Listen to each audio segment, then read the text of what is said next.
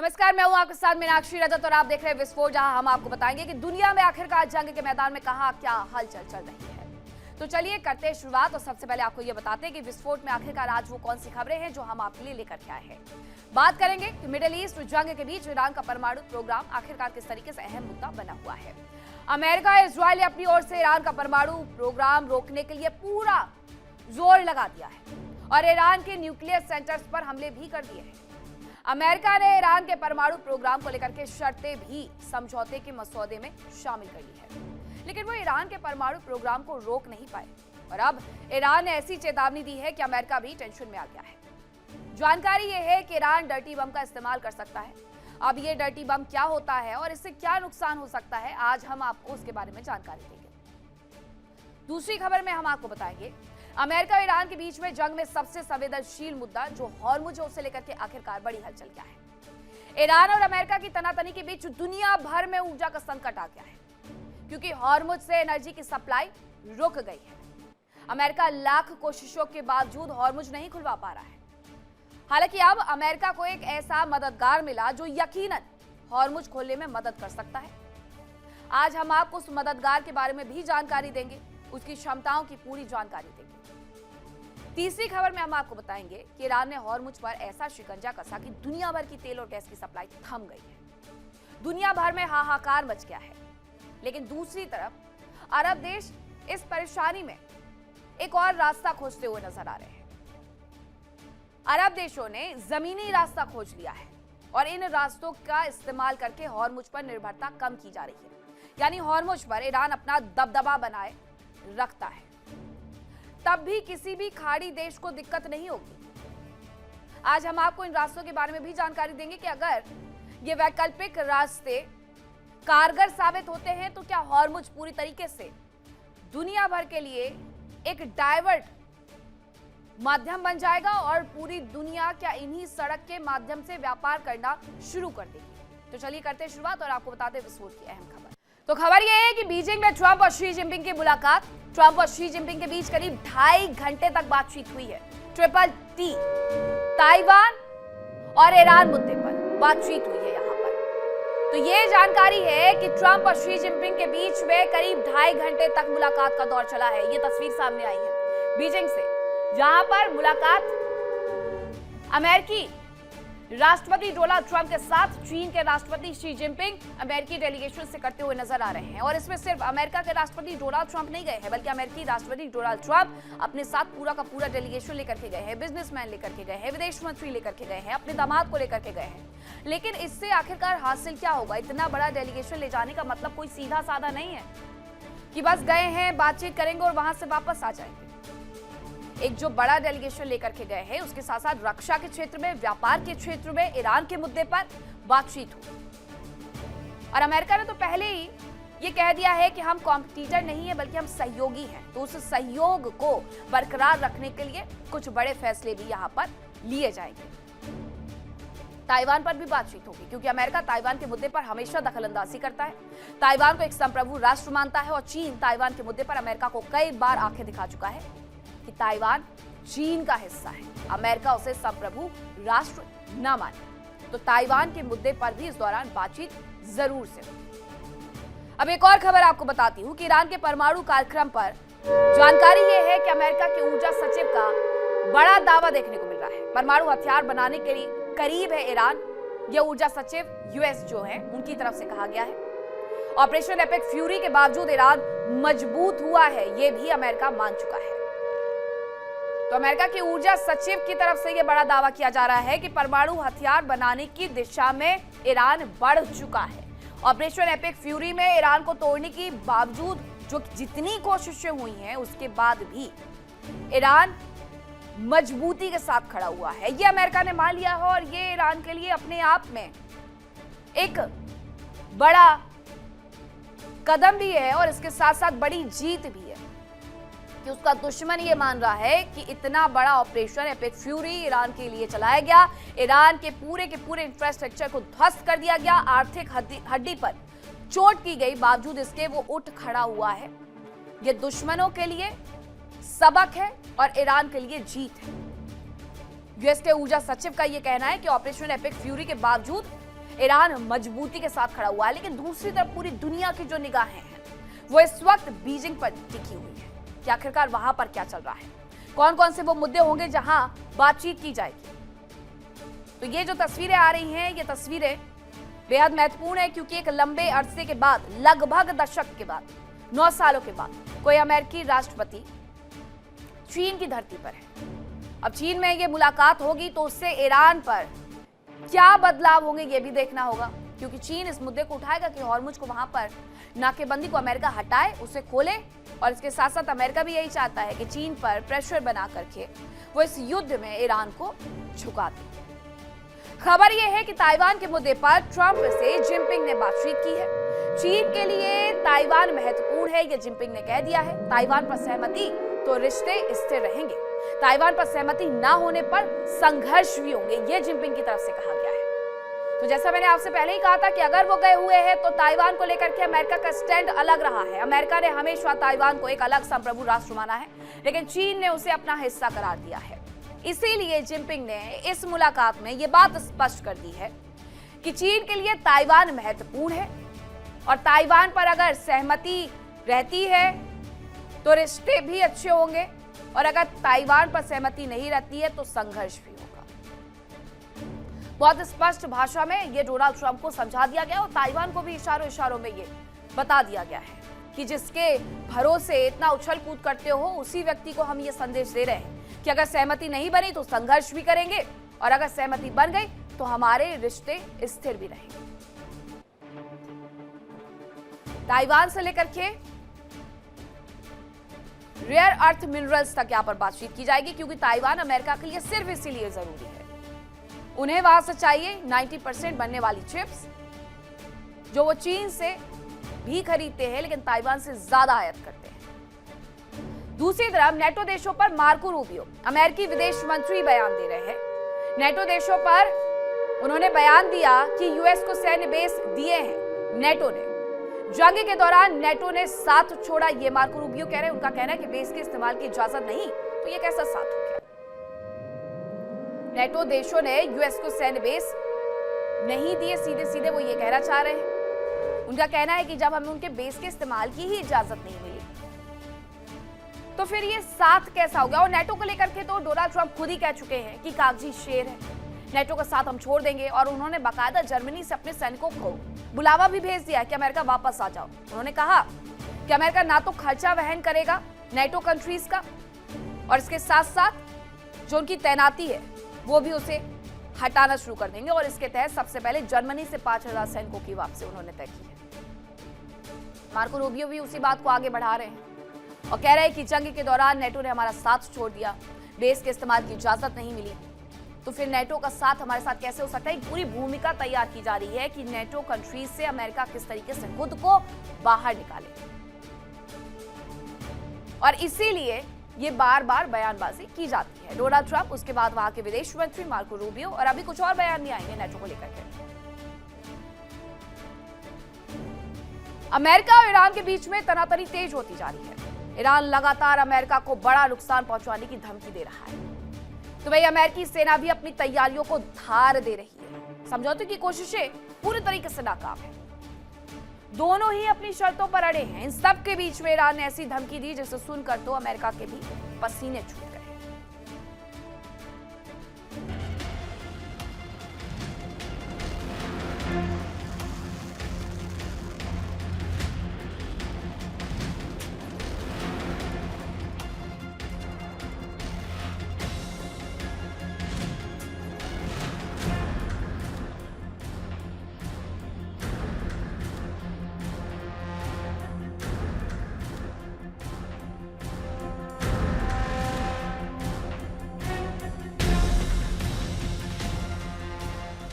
Iran लगातार America को चेतावनी दे रहा है, उसे दोबारा हमला करने से बचने की सलाह दे रहा है, लेकिन अमेरिका एक और समझौते की कोशिशों पर अड़ा है, तो वहीं दूसरी ओर सेना अपनी तैयारियां पुख्ता कर रही है।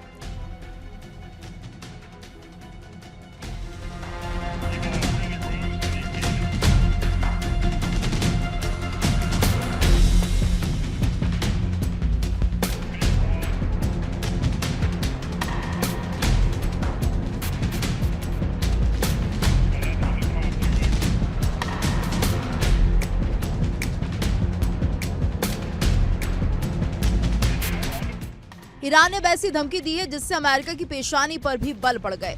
ईरान ने अब डर्टी बम के इस्तेमाल की चेतावनी दी है। ईरान के पास करीब 60% तक एनरिच्ड यूरेनियम का बड़ा भंडार है, जिससे रेडियोलॉजिकल प्रदूषण का खतरा होता है। ईरान की ओर से चेतावनी दी गई है कि अगर उस पर बड़ा हमला होता है तो वो संवर्धित यूरेनियम का इस्तेमाल कर डर्टी बम जैसे हथियारों का उपयोग कर सकता है।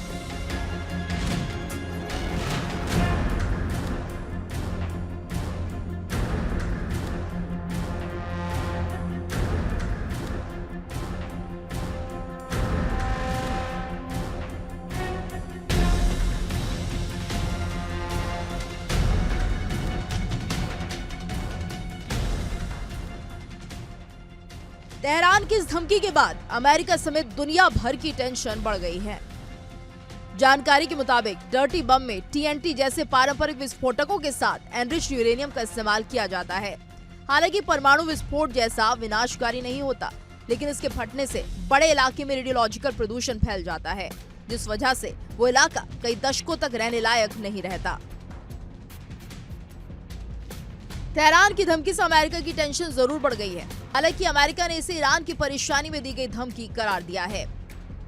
इस बीच खबर है कि हॉर्मुज में ईरान ने अंडर वाटर ड्रोन नरवाल तैनात कर दिया है। ईरान के इस कदम ने अमेरिकी नेवी की टेंशन बढ़ा दी है।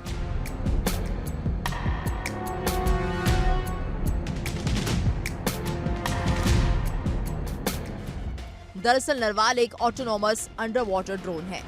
IRGC ने संकेत दिया है कि एक चुपचाप हमला करने वाला हथियार है।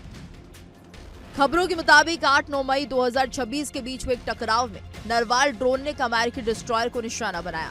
दावा किया गया कि ये ड्रोन अमेरिकी जहाज के सोनार सिस्टम को चकमा देकर उसके प्रोपेलर के बेहद करीब पहुंच गया और उसमें फंसकर तकनीकी खराबी पैदा कर दी, जिससे अमेरिकी विध्वंसक को काफी ज्यादा नुकसान हुआ। उधर अमेरिकी सेना अपनी तैयारी को पुख्ता करने का दावा कर रही है। सेंटकॉम के मुताबिक वो अब ईरानी अंडर वाटर ड्रोन का मुकाबला करने के लिए खास माइन क्लियरेंस और ड्रोन हंटर सिस्टम तैनात कर रहे हैं। अमेरिका लगातार ईरान के संवर्धित यूरेनियम का पीछा कर रहा है, लेकिन वो अभी तक उसकी जानकारी तक नहीं जुटा पाया है। अब ईरान ने भी डर्टी बम के इस्तेमाल की धमकी दे डाली है। हालांकि अमेरिका ने इसको हल्के में लेने का दिखावा किया है, लेकिन यह भी सच है कि ईरान ऐसे हथियारों का इस्तेमाल कर सकता है।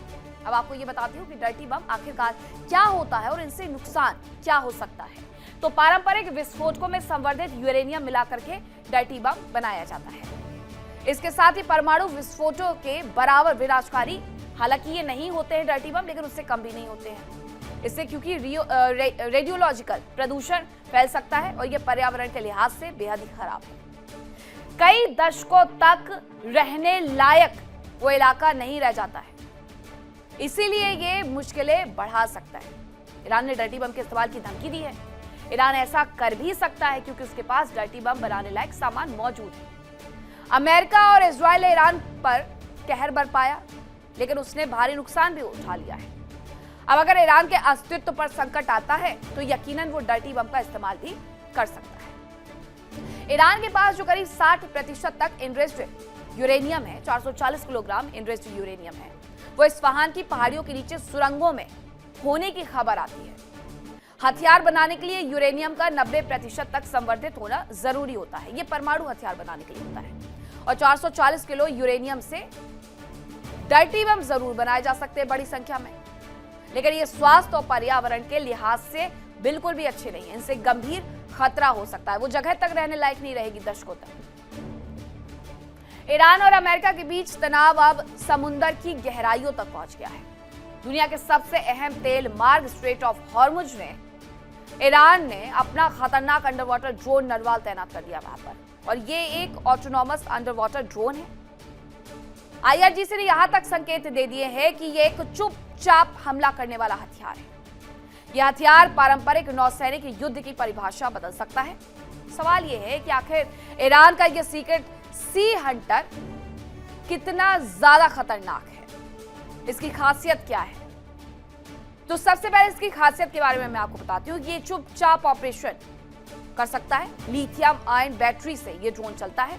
इंजन का शोर ना के बराबर होता है, जिससे दुश्मनों को इसके बारे में भनक भी ना लगे। अत्याधुनिक सोनार भी इसे पकड़ने में असफल रहते हैं। इसके अलावा AI पावर ड्रोन में सिलेक्टिव टारगेटिंग क्षमता होती है। सिविलियन टैंकर को टारगेट ये नहीं कर सकते और मिलिट्री वेसल और डिस्ट्रॉयर्स को ये टारगेट कर सकते हैं। ये कैसे बना है उसके बारे में मैं आपको बताती हूँ कि ये रशिया और चाइना की तकनीक का कॉम्बिनेशन है। स्टेल्थ तकनीक और नेविगेशन सिस्टम, रूसी और चीनी इंजीनियरिंग की झलक इसमें बाकायदा देखने को मिलती है। अब इसकी गहराई और रेंज के बारे में बताती हूँ तो ये 300 मीटर की गहराई तक गोता लगा सकता है और घंटों तक समुद्र के नीचे घात लगाने की क्षमता इसकी होती है। इसके अलावा स्वाम अटैक किस तरीके से करेगा ये? ईरान की योजना एक साथ 50 से अधिक ड्रोन की तैनाती की है। एक साथ ड्रोन भेज देना यानी स्वाम अटैक, और एक साथ बड़ी संख्या में हमला करने की इसकी क्षमता है। बड़ा युद्धपोत हो, तेल टैंकर हो, उन सबका इसकी निगाहों से और इसके विस्फोट से बचना नामुमकिन है। अमेरिका ने अस्थिर करने वाली कार्रवाई हालांकि इसे करार दिया है, लेकिन उससे ईरान को कोई फर्क नहीं पड़ता। ईरान को पता है कि ये सर्वाइवल की लड़ाई है और वो सब हथियारों का इस्तेमाल करेगा जो उसे सर्वाइवल से कनेक्ट करेंगे। ईरान की ओर से अंडर वाटर ड्रोन की तैनाती की बात कही जा रही है, लेकिन जानकारी ये है कि ड्रोन ने अमेरिका के डिस्ट्रॉयर शिप को नुकसान पहुंचाया था। फिलहाल ईरान के इस कदम के बाद अमेरिकी सेना अलर्ट हो गई है। ईरान के अंडर वाटर ड्रोन को लेकर के यूएस आर्मी पूरी तरीके से अलर्ट है और यूएस आर्मी ने अपनी अंडर वाटर सर्विलेंस को बढ़ा दिया है। पहले से उन्होंने 10,000 मरीन वहां पर तैनात किए हुए हैं, तो अंडर वाटर सर्विलेंस भी उन्होंने इस दौरान और कड़ा कर दिया। जवाबी कार्रवाई के लिए रिमोट कंट्रोल सबमरीन वहां पर तैनात कर दी गई है। और एक खबर हमने आपको बताई भी थी कि under water nuclear submarine America तैनाती करने के बारे में सोच रहा है और उसने उसे सागर में उतार भी दिया है। कभी भी उसे वो फारस तरफ लेकर के आ सकता है। अब खबर यह है कि सीज फायर के बावजूद इजराइल का लेबनान पर बड़ा हमला देखने को मिलता है। दक्षिण लेबनान के डेर एज जहरानी इलाके में एयर स्ट्राइक की गई है और हिजबुल्लाह के ठिकानों पर हमले का दावा किया गया है। तो अभी भी इजराइल लेबनान पर लगातार अटैक करते जा रहा है और ये दक्षिण लेबनान के डेर एज जहरानी इलाके में की गई है एयर स्ट्राइक, जहां हिजबुल्लाह के ठिकानों पर हमले हुए हैं। हिजबुल्लाह लगातार उत्तरी इजराइल को निशाना बनाता है और उसके बाद दूसरी तरफ से कार्रवाई की जाती है इजराइल की तरफ से दक्षिण लेबनान में। आप जो तस्वीरें सामने आई है मैं जरा वो आपको दिखा देती हूँ। यहाँ पर आपको सिर्फ और सिर्फ धुएं का गुबार नजर आ जाएगा। इस पूरी जगह पर ये एयर स्ट्राइक की गई है और ये हिजबुल्लाह के ठिकाने बताए जा रहे हैं जहां पर ये एयर स्ट्राइक की गई है। ये पूरा लेबनान का इलाका ये एयर स्ट्राइक के बाद उठा हुआ यहाँ पर धुआं, और ये दक्षिण लेबनान का डेर एज जहरानी इलाका है जहां पर ये बड़ी कार्रवाई की गई है। दक्षिण लेबनान से राजधानी से ऐसी तस्वीरें भी सामने आई थी कि वहां राजधानी पूरी की पूरी तहस नहस कर दी गई है और लेबनान के दक्षिणी छोर से ऐसी तस्वीरें बार बार सामने आती हैं कि वहां पर इजरायली डिफेंस फोर्स की तरफ से कार्रवाई की जा रही है और अभी भी ये कार्रवाई चल रही है, जिसकी बानगी आप तस्वीरों में देख रहे हैं। लेबनान और इजरायली सरकार के बीच में समझौता हुआ, लेकिन ये समझौता हिजबुल्लाह के साथ नहीं हुआ। हिजबुल्लाह इस समझौते का पार्ट नहीं है। हिजबुल्लाह को रोकने के लिए कहा जरूर गया था लेबनानी सरकार को, लेकिन लेबनानी सरकार पूरी तरीके से नतमस्तक हिजबुल्लाह के सामने नजर आती है क्योंकि वो उसे रोकने में सक्षम नहीं। खबर यह कि हॉर्मुज में ईरान के एक और जहाज पर कब्जे की जानकारी मिली है। यूके मैरीटाइम ट्रेड ऑपरेशंस ने यह जानकारी दी है। फुजैरा के पास जहाज पर कुछ अज्ञात लोग चढ़े हैं और ईरान की ओर जहाज को जाने पर मजबूर कर दिया गया है, ये बताया जा रहा है। तो हॉर्मुज में ईरान के एक और जहाज पर कब्जे की खबर है और ये पहले भी खबर आई थी। यूके मैरीटाइम ट्रेड ऑपरेशंस ने कहा कि फुजैरा के पास जहाज पर कुछ अज्ञात लोग चढ़े हैं। ईरान की ओर जो जहाज जा रहा था उस पर और ईरान की ओर जहाज को जाने के लिए मजबूर भी कर दिया गया है। बार बार कब्जे की खबरें आती है, कभी उन पर हमले कर दिए जाते हैं, कभी लंबे वक्त तक 2-2, 3-3 दिन तक हमले के बाद उन जहाजों से धुआं उठते रहता है। हॉर्मुज से इस वक्त निकलना यानी अपनी जान हथेली पर रख करके निकलने वाली स्थिति हो गई है। एक तरफ अमेरिका बैठा हुआ है कि अगर अमेरिका की नहीं सुनी तो अमेरिका स्ट्राइक कर देगा। दूसरी तरफ ईरान बैठा हुआ है कि अगर ईरान से परमिशन नहीं ली, उन्हें टैक्स नहीं दिया, तो ईरान घात लगा करके उन पर हमला कर देगा।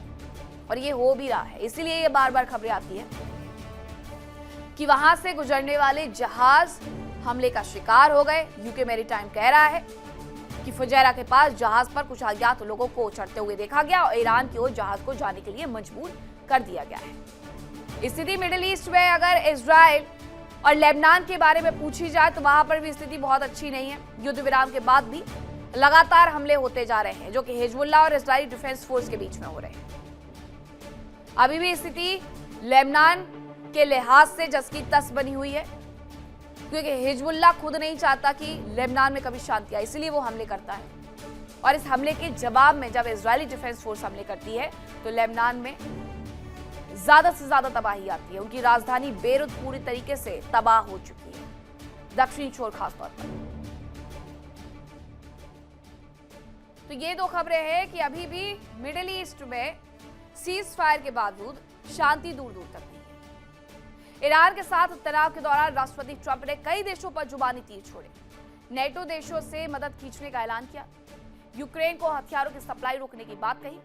लेकिन अमेरिका के बुरे वक्त में अब वही यूक्रेन उसके साथ खड़ा दिख रहा है। यूक्रेन लेकिन खुद युद्ध में होकर के आखिरकार अमेरिका को कैसे मदद पहुंचा रहा है और वो क्या मदद कर लेगा अमेरिका की, देखें इस रिपोर्ट में।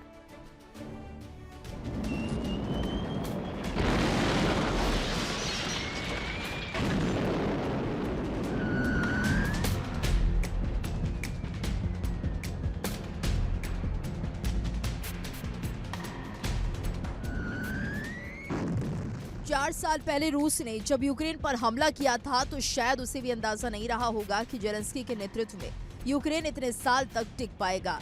लेकिन आज यूक्रेन न केवल रूसी सेना को बराबर जवाब दे रहा है, बल्कि अपने हिस्सों को वापस पाने का प्रयास भी कर रहा है और रूस के अंदरूनी इलाकों में तबाही भी मचा रहा है।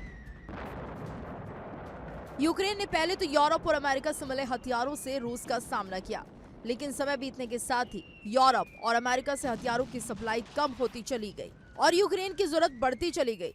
इस आपदा को यूक्रेन के वैज्ञानिकों ने अवसर में बदला और स्वदेशी ड्रोन तकनीक पर जोर दिया। आज हालात ऐसे हो गए हैं कि यूक्रेन ड्रोन टेक्नोलॉजी में बहुत आगे निकल गया है और अब वो अमेरिका को मदद ऑफर कर रहा है। खबर है कि यूक्रेन अमेरिका को होर्मुज खोलने में मदद कर सकता है और इसे लेकर पेंटागन से डील की बात चल रही है। दरअसल मिडिल ईस्ट में युद्ध के बीच होर्मुज सबसे अहम मुद्दा रहा है। दुनिया के कई देशों के तेल और गैस की सप्लाई रुकी हुई है। ईरान होर्मुज खोलने को तैयार नहीं है। ईरान का कहना है कि होर्मुज से गुजरने के लिए टोल देना जरूरी होगा। उधर ईरान को जवाब देने के लिए अमेरिका ने नाकेबंदी तो की, लेकिन होर्मुज नहीं खुलवा पाया और अब अमेरिका को मदद देने के लिए यूक्रेन ने सस्ते ड्रोन और रोबोट देने की घोषणा की। पश्चिमी मीडिया के मुताबिक यूक्रेन ने पेंटागन के अधिकारियों के साथ एक डील की है। इसके तहत यूक्रेन सस्ते और स्वदेशी ड्रोन वॉशिंगटन भेजेगा, जिसके इस्तेमाल से होर्मुज को खुलवाया जा सकता है। दरअसल साल 2022 में जंग की शुरुआत में रूस ने काला सागर में नाकेबंदी की, लेकिन यूक्रेन के सस्ते ड्रोन ने उस रास्ते को खुलवा दिया और अब हालात ये है कि काला सागर में यूक्रेन के जहाज आसानी से गुजर रहे हैं, जबकि रूस के जहाजों के लिए रास्ता खतरनाक बना हुआ है। यूक्रेन अमेरिका को जो ड्रोन देने की बात कर रहा है वो स्वदेशी तकनीक से बने सस्ते ड्रोन हैं। इनकी तैनाती कर अमेरिका अपना बड़ा खर्च बचा सकता है। ईरान की ताकत शाही ड्रोन का रूस यूक्रेन के खिलाफ इस्तेमाल कर चुका है। यूक्रेन जानता है कि शाही ड्रोन को कैसे पस्त किया जा सकता है। ऐसे में यूक्रेन की मदद को अमेरिका के लिए काफी अहम माना जा रहा है। एक तरफ रशिया है जो कि ईरान का साथ निभा रहा है, दूसरी तरफ यूक्रेन भी पीछे नहीं हटना चाहता है। वो अमेरिका का साथ निभा करके ये बता देना चाहता है कि वो अमेरिका का ही सहयोगी हो। इसलिए अमेरिका को रशिया यूक्रेन जंग में सिर्फ और सिर्फ यूक्रेन के हिस्से में रहना है, ना कि रशिया से इन्फ्लुएंस होकर के उन्हें यूक्रेन का हिस्सा दे देना है। इसीलिए वो आगे आ गया है। अब यूक्रेन की ताकत क्या है, वो कौन सा ड्रोन है जो वो देने के लिए तैयारी कर रहा है। तो यूक्रेन जंग की शुरुआत में रूस ने काला सागर को बंद कर दिया था। यूक्रेन ने सस्ते ड्रोन के हमलों से उस रास्ते को खुलवा दिया था। काला सागर से आसानी से अब यूक्रेन के जहाज गुजर सकते हैं और अमेरिका को सस्ते और स्वदेशी ड्रोन देने के लिए यूक्रेन राजी हो गया है। सस्ते ड्रोन को हॉर्मुज के पास तैनात किया जा सकता है और ईरान के सस्ते ड्रोन का जवाब दिया जा सकता है। यूक्रेन के ड्रोन, रूस ने यूक्रेन के खिलाफ शाहिद ड्रोन का इस्तेमाल किया और ये उसे ईरान से ही मिला था। शाहिद ड्रोन को हराने की तकनीक यूक्रेन बखूबी जानता है और ये शाहिद ड्रोन अमेरिका को दरअसल इस पूरे युद्ध में काफी ज्यादा नुकसान पहुंचा रहा है। हॉर्मुज के लिए ग्राउंड ऑपरेशन को भी खतरनाक मानता है, लेकिन ये यूएस मानता जरूर है, चाहता भी है कि वहां से किसी भी तरीके से ईरान का बोरिया बिस्तर वो समेट दे। यूक्रेन रूस से बीते 4 से ज्यादा साल से जंग चल रही है। पहले तो यूक्रेन खुद अमेरिका और यूरोपीय हथियारों के भरोसे बैठा था, लेकिन अब धीरे धीरे यूक्रेन ने खुद ही ड्रोन बनाने शुरू कर दिए। अब आपको ये बताते हैं कि यूक्रेन की ड्रोन पावर आखिरकार क्या है। युद्ध के दौरान यूक्रेन ने अपनी ड्रोन शक्ति को विकसित करना शुरू किया। दूसरे राष्ट्रों से उसे हथियार मिल जरूर रहे थे, लेकिन वो किसी और पर निर्भर नहीं रहना चाहता था। साल 2026 में 70 लाख से ज्यादा ड्रोन बनाने का टारगेट यूक्रेन की तरफ से रखा गया। यूक्रेन के करीब 450 कंपनियां ड्रोन का उत्पादन कर रही हैं, जिसमें एआई क्षमता वाले ड्रोन विकसित किए जा रहे हैं। और रूस के शाहिद ड्रोन को गिराने में सक्षम है एफपीवी ड्रोन। 2000 मील तक ये मार करने में सक्षम है। इनकी मारक क्षमता 2000 मील की है। सोकेल 300 ड्रोन यूक्रेन ने विकसित किया और ये अंडर वाटर ड्रोन रूस के जहाजों और पनडुब्बियों के लिए खतरनाक साबित हुए। अब यूक्रेनी सेना लगातार रूसी सेना पर हमले भी कर रही है। हालांकि यूक्रेन के जवान संख्या में कम जरूर है, लेकिन इस समस्या से निपटने के लिए अब यूक्रेन रूस पर ड्रोन और अनमैन्ड व्हीकल के माध्यम से हमला करता है। यूक्रेन की रूस के खिलाफ एक खास रणनीति के बारे में आपको बताती हूं, जो युद्ध में काफी अहम मानी जा रही है। तो ये पहली रणनीति है यूक्रेन की रोबोटिक वैनगार्ड रणनीति, जो आसमान से निगरानी और हमला करने में सक्षम है। एफपीवी ड्रोन और थर्मल कैमरे वाले ड्रोन दुश्मनों को खोजते हैं। दुश्मन के सैनिकों की पोजीशन को उनकी तरफ से ढूंढा जाता है। अब ये जमीन पर रोबोट हमला कैसे करते हैं वो जानिए। दूसरे चरण में जमीन पर चढ़ने वाले रोबोट भेज दिए जाते हैं। पहले ये तय किया जाता है कि आखिरकार उनकी लोकेशन क्या है, फिर जमीन पर चलने वाले रोबोट भेजे जाते हैं। रिमोट से कंट्रोल होने वाले रोबोट में मशीन गन या माइंस लगा दी जाती है और दुश्मन की पोस्ट पर घुस करके वो हमला कर देते हैं रोबोट्स। इसलिए यहाँ पर सेना की आवश्यकता ही खत्म हो गई, सिर्फ उन्हें बैठ करके रिमोट दबाने हैं। ऊपर से बमबारी भी ये कर रहे हैं।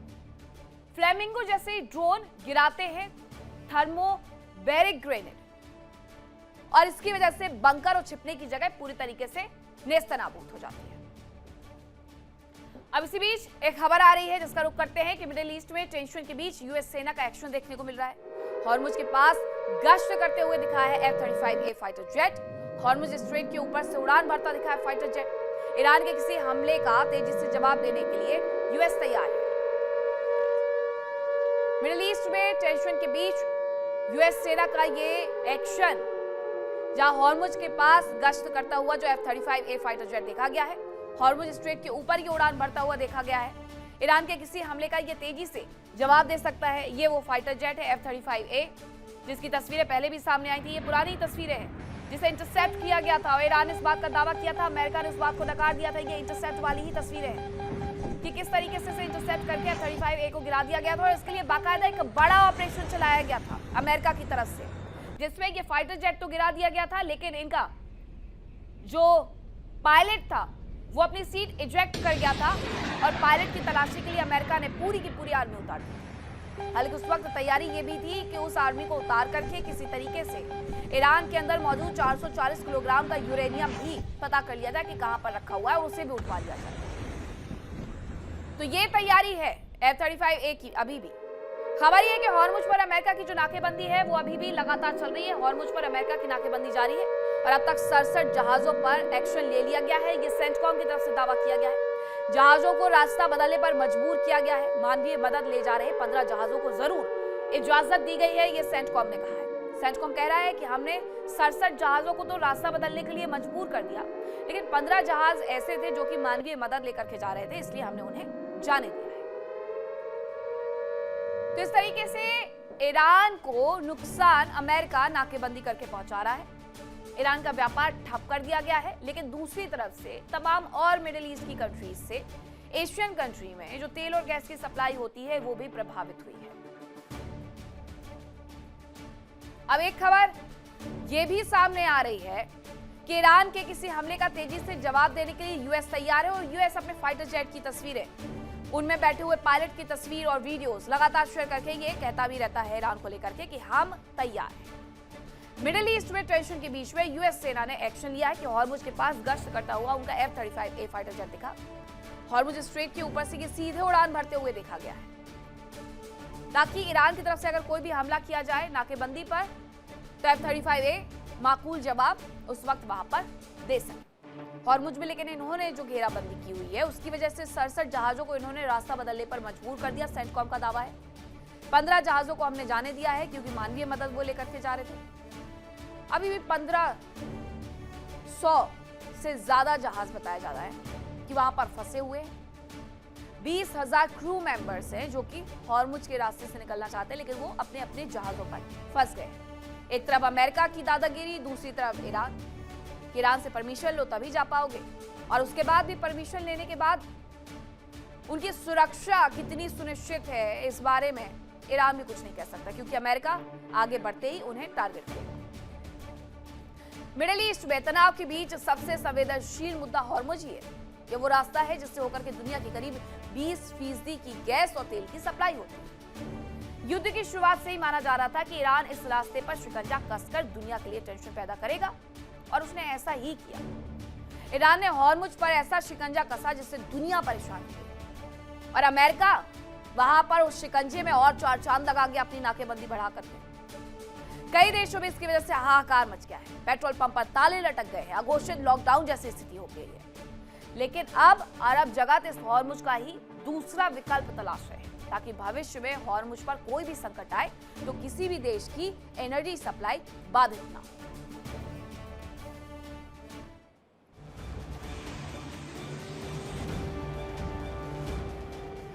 जंग के दौरान हॉर्मुज में ईरान और अमेरिका के एक्शन से पूरी दुनिया परेशान हो गई। दुनिया के कई देशों में एनर्जी क्राइसिस शुरू हो गई तो खाड़ी देशों की कमाई गिर गई। वहां भी जरूरी सामानों की किल्लत शुरू हो गई।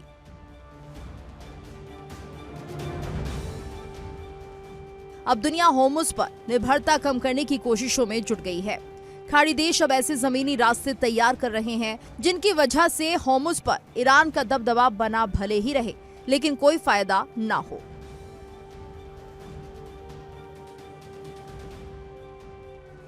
बताया जा रहा है कि यूएई, सऊदी अरब और ओमान ने मिलकर एक रूट तैयार किया है जिसे हॉर्मुज का विकल्प माना जा रहा है। इस रूट से इन देशों तक सामानों की सप्लाई की जा रही है। इस रूट के जरिए तीनों देश हॉर्मुज की सप्लाई को लाल सागर के रास्ते पूरी दुनिया को भेज रहे हैं।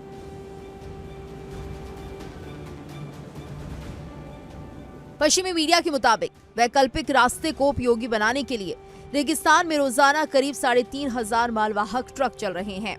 ये ट्रक यूएई से माल लेकर ओमान के रास्ते सऊदी अरब जा रहे हैं, जहां से माल को जहाजों के जरिए ओमान की खाड़ी और सुएज नहर की तरफ भेजा जा रहा है।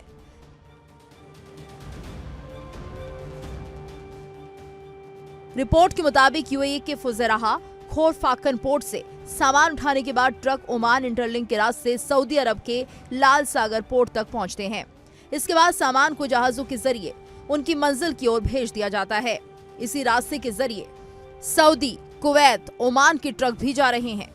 इनमें से ज्यादातर ट्रकों में खाने पीने का सामान और खेती से जुड़े सामान हो सकते हैं। जानकार मानते हैं कि ये रास्ता महंगा जरूर है लेकिन सुरक्षित है।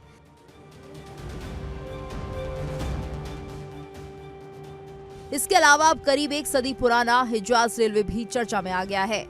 ऑटोमन काल की इस रेलवे लाइन को दोबारा चालू करने की चर्चा जारी है।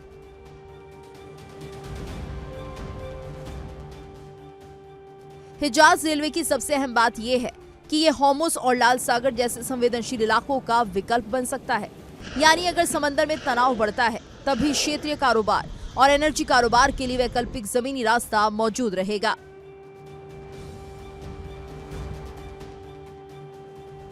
एक्सपर्ट्स मानते हैं कि सीरिया के लिए प्रोजेक्ट बेहद अहम हो सकता है क्योंकि इसके जरिए उसकी भूमध्य सागर के बंदरगाहों तक सीधी पहुंच हो जाएगी और उसकी अर्थव्यवस्था को फायदा हो सकता है।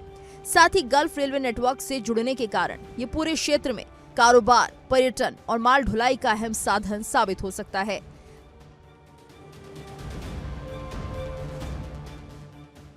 हालांकि इस प्रोजेक्ट में भी कुछ चुनौतियां हैं। युद्ध में तबाह बुनियादी ढांचा, क्षेत्रीय दुश्मनी, प्रतिबंध, वित्तीय मुद्दे और सुरक्षा इस प्रोजेक्ट की राह में बड़ी चुनौतियां हैं। लेकिन ये सच है कि अगर हिजाज रेलवे नेटवर्क दोबारा चालू होता है तो ये केवल ट्रांसपोर्ट प्रोजेक्ट ही नहीं बल्कि मध्य पूर्व में नई भू राजनीतिक व्यवस्था को जन्म दे सकता है।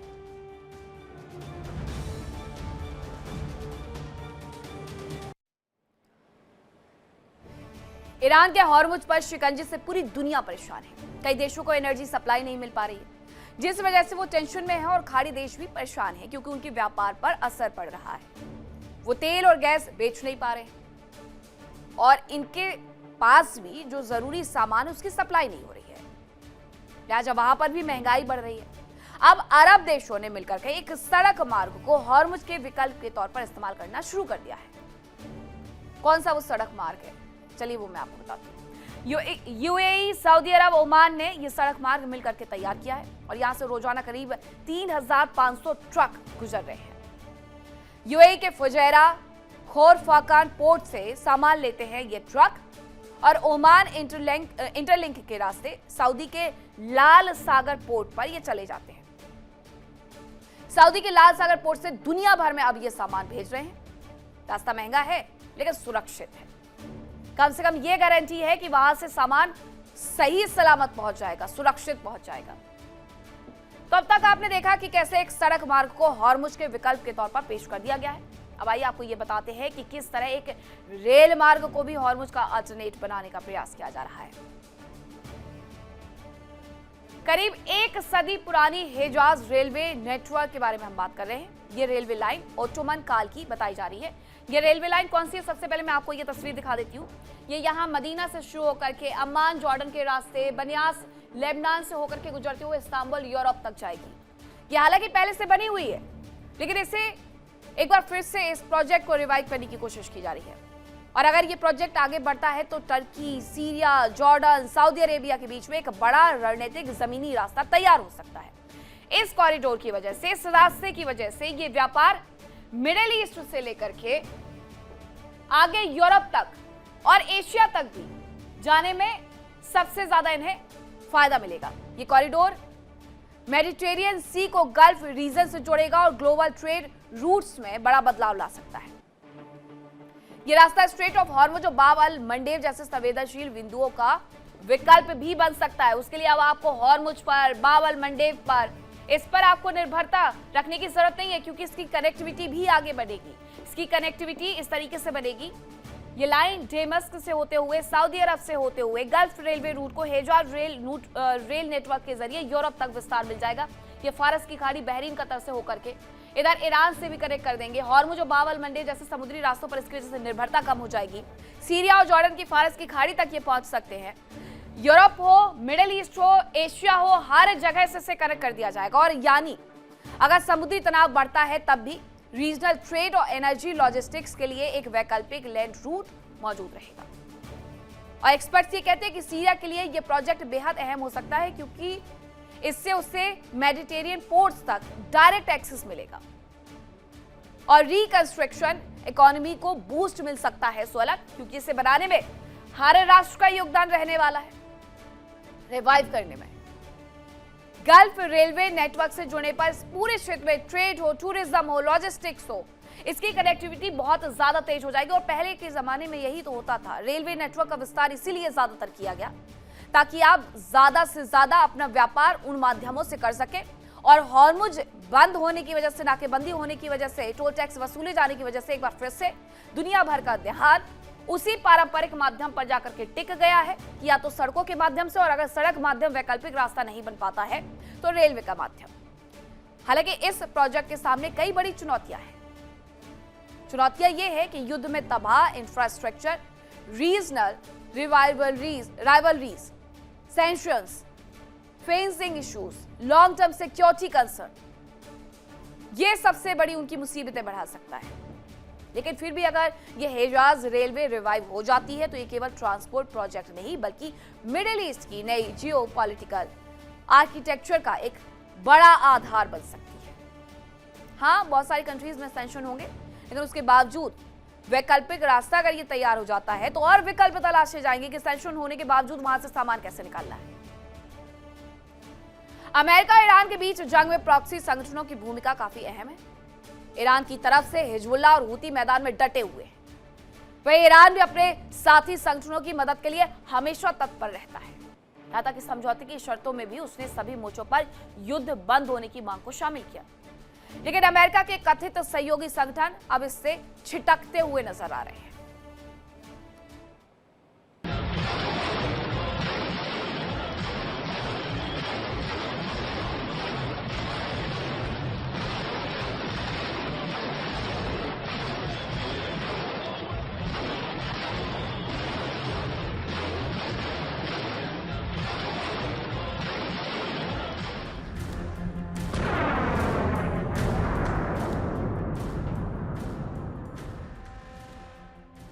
मिडिल ईस्ट में कुर्द लड़ाकू की भूमिका काफी अहम है। इनकी एक बड़ी आबादी ईरान, इराक और तुर्की तक में फैली है। इन कुर्दों को पहले अमेरिका का सहयोगी माना जा रहा था, लेकिन अब खबर है कि अमेरिका के सहयोगी ही उससे नाराज हो गए हैं। राष्ट्रपति ट्रंप के कुर्दों को लेकर दिए गए बयान पर कुर्दिस्तान नेशनल कांग्रेस की कार्यकारी परिषद का जवाब आया। उन्होंने ट्रंप के बयान को खारिज कर दिया। कुर्दिस्तान नेशनल कांग्रेस की ओर से कहा गया कि ट्रंप की बार बार की गई टिप्पणियां पूरी कुर्द आबादी को शक के घेरे में डालने का जोखिम पैदा करती हैं। ये कुर्द अमेरिकी संबंधों को नुकसान पहुंचा सकती है। बताया जा रहा है कि ट्रंप ने कुछ समय पहले ही कुर्दों पर बयान में कहा था कि कुर्द सिर्फ लेना जानते हैं, उनकी बहुत अच्छी साख है। माना जाता है कि वो कड़ी लड़ाई लड़ते हैं, लेकिन वो तभी कड़ी लड़ाई लड़ते हैं जब उन्हें भुगतान किया जाता है। कुर्दिस्तान नेशनल कांग्रेस ने कुर्दों के राजनीतिक आंदोलन के रुख को दोहराते हुए कहा कि कुर्द लोग स्वतंत्रता के संघर्ष में लगे हुए हैं। वो अपनी स्वतंत्र इच्छा को सुरक्षित रखते हुए अंतर्राष्ट्रीय शक्तियों के साथ राजनयिक संबंध बनाए रखते हैं। कुर्द लोगों की ओर से कहा गया कि वो किसी बाहरी शक्ति के सैनिक या टूल नहीं हैं। कुर्द समूह बिना किसी समझौते के मानवीय मूल्यों और अपने राजनीतिक सिद्धांतों के प्रति प्रतिबद्ध है। ईरान में कुर्दों की लड़ाई मुख्य रूप से ईरानी सरकार के साथ रही है। 1979 की ईरानी क्रांति के बाद से कुर्दों ने राजनीतिक स्वतंत्रता की मांग की थी। ईरान सरकार ने उन्हें लगातार दबाया। ईरानी सरकार कुर्दों को अलगाववादी बताती रही और उनके खिलाफ सैन्य अभियान और बड़े पैमाने पर गिरफ्तारियों के जरिए दमन करती रही। कुर्दिस्तान नेशनल कांग्रेस ने ट्रंप के आरोपों को गंभीर और नुकसानदायक बताया।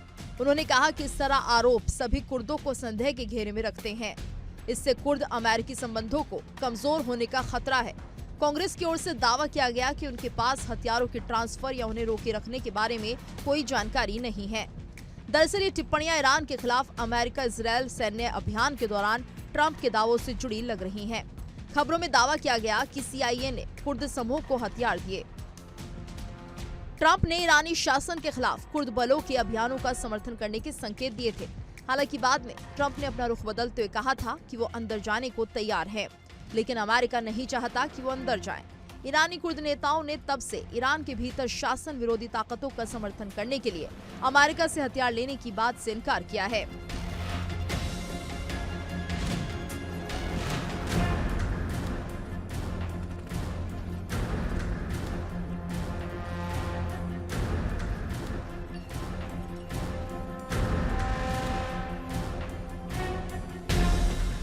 कभी अमेरिका के सहयोगी रहे कुर्द समुदाय के लोग अब अमेरिका से नाराज दिख रहे हैं।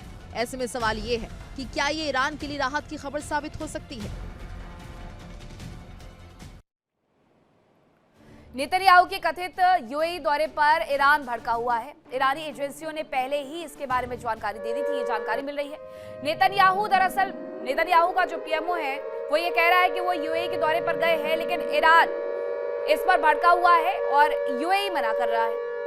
ईरान से दुश्मनी लेना बेवकूफी भरा दाव है। इजराइल के साथ साठगांठ करना अपराध है। ये विदेश मंत्री अब्बास अराक्ची ईरान की तरफ से कहा गया है। अब उनकी तरफ से क्या ट्वीट किया गया है? Netanyahu has now publicly revealed what Iran's security services long ago conveyed to our leadership. ये उनकी तरफ से तमाम चीजें लिखी गई है इसमें, लेकिन जानकारी यही कि ईरानी एजेंसियों ने पहले ही कह दिया था कि नेतन्याहू जा रहे हैं। अब उसमें वो कह रहे हैं enmity with the great people of Iran is a foolish gamble, collusion with Israel in doing so। और ये बिल्कुल भी माफ करने योग्य नहीं है, अनफॉरगिवेबल। ये उनकी तरफ से तमाम चीजें लिखी गई। ईरान दरअसल इस पूरे ट्वीट के माध्यम से, पोस्ट के माध्यम से ये कह रहा है कि हमने कहा था कि वो UAE के दौरे पर गए हैं, लेकिन हमें बेवकूफ बनाया गया, इस बात को स्वीकार नहीं किया गया। और UAE तो आज भी कौन सा स्वीकार कर रहा है? UAE आज भी इनकार कर रहा है कि नेतन्याहू का कोई दौरा नहीं हुआ। हमारे पास यानी UAE के पास इजराइल की तरफ से कोई हथियार नहीं भेजे गए हैं। लेकिन इजराइल का प्रधानमंत्री ऑफिस कुछ और कह रहा है। वो कह रहे हैं कि नेतन्याहू UAE के दौरे पर गए थे। ये दोनों राष्ट्रों की बीच के संबंधों को नई दिशा देगा, नई ऊंचाइयां देगा। एक देश इनकार कर रहा है, दूसरा देश कह रहा है कि वो घूम फिर करके आ चुका है। इन सब पर ईरान का टेक क्या है वो बहुत ज्यादा इंपॉर्टेंट हो जाता है। ईरान कह रहा है कि ईरानी एजेंसियों ने पहले जानकारी दी थी। ईरान से दुश्मनी लेना बेवकूफी भरा दाव है। इजराइल के साथ साठगांठ करना अपराध है, ये यूएई का कहना है। ईरान के विदेश मंत्री अब्बास अराक्ची ये कह रहे हैं कि आप जो साठगांठ कर रहे हैं यूएई के साथ, वो सिर्फ और सिर्फ एक अपराध है। हालांकि ऐसी तमाम खबरें आती रही कि यूएई और इजराइल के जो रिश्ते 2020 में बने थे वो 2026 में बाकायदा देखने को मिले। इजराइल ने अपनी सेना वहां भेजी, अपने हथियार वहां पर भेजे। यूएई इस बात से इनकार कर रहा है। खाड़ी में तनाव के बीच में यूएई और इजराइल के रिश्ते काफी मजबूत होते हुए नजर आ रहे हैं। जानकारी मिली कि अरब देशों में इजराइल के रिश्ते सबसे ज्यादा मजबूत यूएई के साथ। एक मुस्लिम राष्ट्र, एक यहूदी राष्ट्र, और दोनों के रिश्ते बहुत ज्यादा अच्छे। इन सब के बीच में इजराइल से एक ऐसी जानकारी मिली जिससे ईरान की त्योरियां चढ़ गई है। हालांकि यूएई ने इस घटना से साफ इनकार कर दिया है।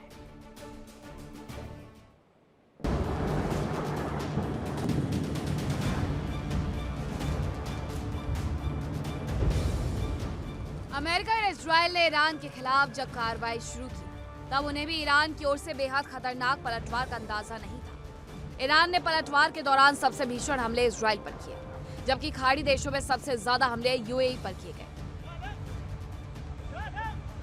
पश्चिमी मीडिया की रिपोर्ट्स कहती है कि इजराइल ने यूएई में अपना आयरन डोम डिफेंस सिस्टम तैनात किया था, साथ ही अपने जवानों को भी डिफेंस सिस्टम को ऑपरेट करने के लिए भेजा था।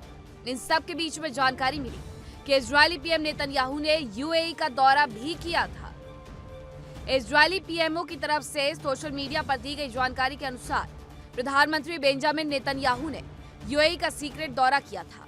हालांकि यूएई ने इस बात से इनकार किया। यूएई की ओर से साफ कहा गया कि ऐसा कोई दौरा नहीं हुआ।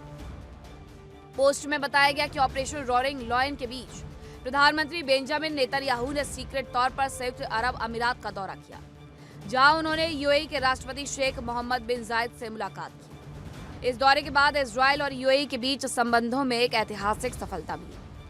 यूएई ने पीएम नेतन्याहू के किसी भी दौरे की बात से इनकार किया।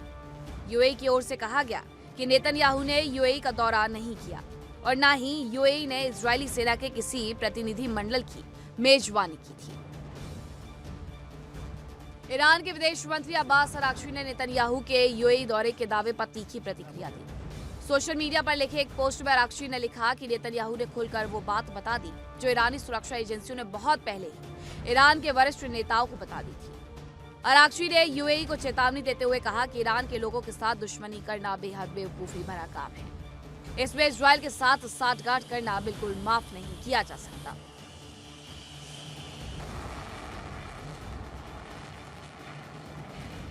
Bureau report, India daily.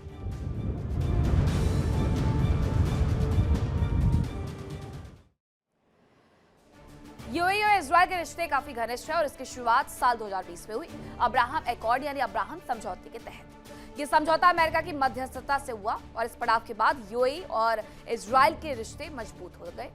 दोनों देशों के बीच में राजनयिक, आर्थिक, प्रौद्योगिकी, सांस्कृतिक सहयोग बनाने पर सहमति बनी और युद्ध के दौरान भी इजराइल ने यूएई की सुरक्षा के इंतजाम कर दिए। और शायद ये भी एक बड़ी वजह है कि यूएई के दूसरे मुस्लिम देशों के साथ संबंधों में तनाव बढ़ गया है। अब आइए आपको बताती हूँ कि आखिरकार ये अब्राहम एकॉर्ड क्या है। तो साल 2020 में यूएई, बहरीन, इजराइल के बीच में ये समझौता हुआ था। अब्राहम एकॉर्ड में अमेरिका ने मध्यस्थता की भूमिका निभाई थी क्योंकि ये दो मुस्लिम राष्ट्र और एक यहूदी राष्ट्र के बीच में समझौते की बात थी। ऐसे में अमेरिका का बीच में आना जरूरी था, उसके बिना वो हो नहीं सकता था। इजराइल और अरब देशों के संबंध सामान्य बनाने पर इस दौरान सहमति जताई गई। यूएई ने समझौते के तहत इजराइल के संबंध सामान्य बनाने का ऐलान भी कर दिया कि ठीक है, हमारे इजराइल के साथ संबंध अच्छे होंगे। और इस दौरान एक्सचेंज क्या होगा? राजनयिक, आर्थिक, प्रौद्योगिकी, सांस्कृतिक सहयोग, ये तमाम चीजें एक्सचेंज होगी दोनों देशों के बीच में। और बहरीन ने भी इजराइल के साथ अपने संबंधों को अच्छा करने पर सहमति जता दी। वक्त आता है 2021 का। जून 2021 में अबू धाबी में इजराइल और तेल अवीव में यूएई दूतावास इसके तहत खोल दिया गया और ये राजनयिक संबंधों को लेकर के पहला स्टेप था। इजराइल और यूएई के बीच में स्थापित सीधी उड़ानें हो गई। इससे दोनों ही देशों के कल्चरल एक्सचेंज को बल मिला। दावा यह किया गया कि नेतन्याहू ने यूएई का दौरा किया, हालांकि यूएई इस बात से इनकार कर रहा है। अब आपको ये बताती हूँ कि इजराइल और यूएई की दोस्ती के बारे में आखिरकार ऐसा क्या है जिसकी वजह से एक देश इनकार कर रहा है और दूसरा देश ये कह रहा है कि हाँ उन्होंने जाकर के दौरा किया है। इजराइल ने पहली बार विदेश में तैनात किया अपना आयरन डोम और ये विदेश यूएई है। यूएई में तैनात Iron Dome missile defence battery Iron Dome के साथ ही सैनिकों की भी यूएई में तैनाती की गई।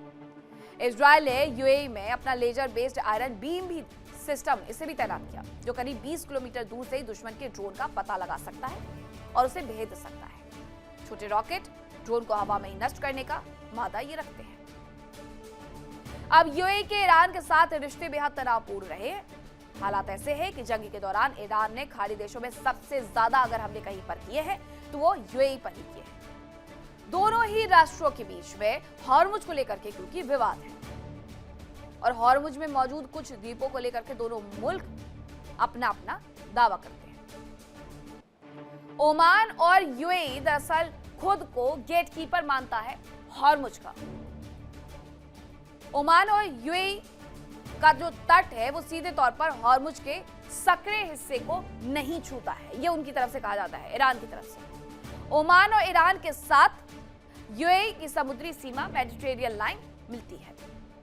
यूएई और ईरान के बीच में अबू मूसा, ग्रेटर चुनाव, लेसर चुनाव ये 3 द्वीपों को लेकर के विवाद है।